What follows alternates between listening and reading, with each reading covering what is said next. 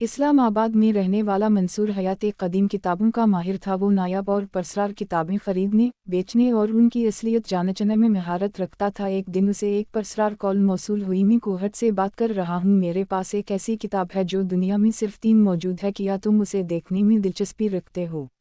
मंसूर ने सोचा कि ये महज एक मजाक होगा, मगर जब उस शख्स ने किताब का नाम लिया बाबल नहार तो वो चौंक गया। ये वही किताब थी जिसके बारे में कहा जाता था कि इसमें शैतानी राज पोशीदा है और जो भी इसके 9 दरवाजे खोले वो ममनू इल्म हासिल कर लेता है। वो फौरन कोहट जाने के लिए तैयार हो गया। कोहट पहुंचने पर मंसूर को एक पुरानी खस्ता हाल लाइब्रेरी के बारे में मालूम हुआ जिसे किताब खाना दारुल-उलसर कहा जाता था। एक दावा बना था, नो डाव।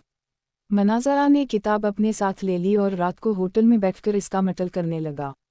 जब उसने पहला डावा खोलने की इबारत पढ़ी तो अचानक कमरे की बत्तियां महकने लगी। हवा में सागुज़ी गूंजने लगी जैसे कोई उसे बुला रहा हो।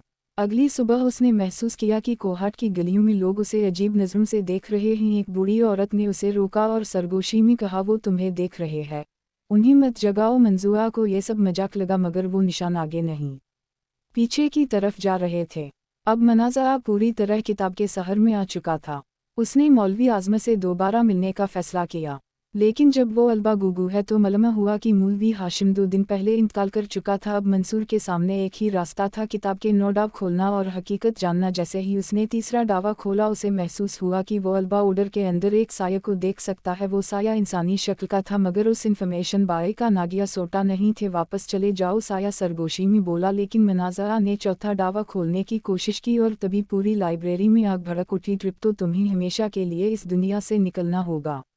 मनाज़रा ने एक लम्हे के लिए टपकुपा किया, लेकिन फिर जैसे ही उसने 9 डाव के अलपा पड़े, अलबाए की हर कायदे और डावा डोडा धमाके से बंद हो गया।